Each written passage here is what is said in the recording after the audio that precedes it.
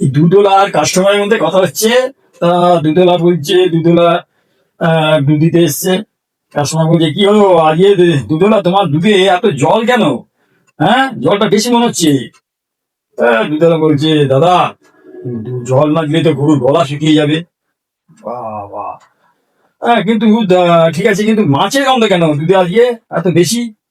হ্যাঁ, গরু তো দেখুন গতকাল পুকুরে তাদের ঘাস খেয়েছে। হ্যাঁ, ওই জন্য দুধটা ফ্রেশ থাকার জন্য এই ব্যাপার দিয়েছি।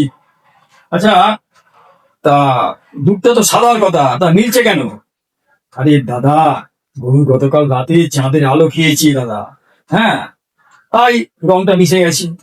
আচ্ছা, বেশ।